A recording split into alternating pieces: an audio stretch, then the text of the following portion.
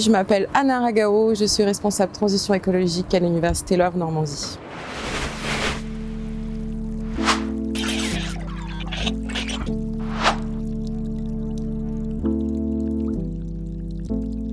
Les deux grands projets écologiques à l'université de cette année concernent le schéma directeur des DRS et le module TEDS. Le schéma directeur des DRS, donc développement durable et responsabilité sociétale, est un document stratégique, transversal, qui concerne la communauté universitaire dans son ensemble en matière de développement durable. C'est un document qui se décline en 5 axes et donc qui concerne la gouvernance, l'enseignement, la recherche, l'environnement et la politique sociale. C'est important de pouvoir se fixer des objectifs à l'échelle de l'établissement et de formaliser notre politique environnementale. Et le module TEDS, pour transition écologique pour un développement soutenable, c'est un cours sur la transition écologique, c'est-à-dire des cours en ligne sur Eureka et un moment présentiel sous forme de conférences ou de fresques. L'université s'est engagée ces 3 dernières années sur des travaux d'envergure. En ce qui concerne l'isolation, l'université a réalisé des grands travaux qui ont permis d'isoler 3000 m² de toiture. Ces travaux d'isolation ont permis une baisse de la consommation énergétique d'environ 20%. En ce qui concerne le passage à l'éclairage basse consommation type LED, encore une fois, ça aussi, ça nous a permis une économie d'énergie d'environ 15%. Nous avons été raccordés au réseau de chaleur urbain sur le site Le Bon en 2024.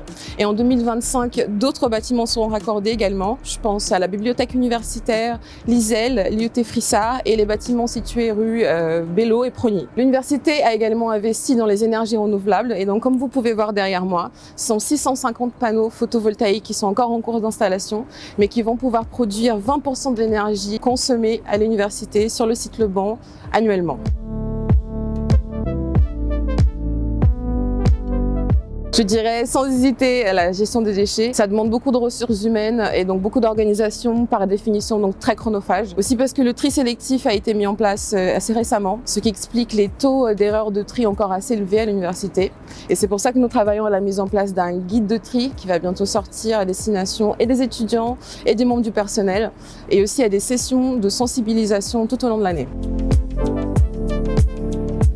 Le module TEDS, vous l'aurez compris, sont des cours sur la transition écologique à destination de tous les étudiants de première année. Il faut savoir que nos enseignants issus de différentes UFR ont construit intégralement ces cours, ainsi que le référentiel de compétences, donc c'est un module 100% ULHN. La rentrée climat est un moment de sensibilisation, souvent autour de l'atelier de la fresque du climat, ce jeu sérieux qui sensibilise le public autour de la question du dérèglement climatique. Mais pour fêter la sortie du module TEDS, nous avons décidé de décliner ce concept en une semaine d'événements, du 20 au 24 janvier, autour de différentes thématiques de la transition écologique.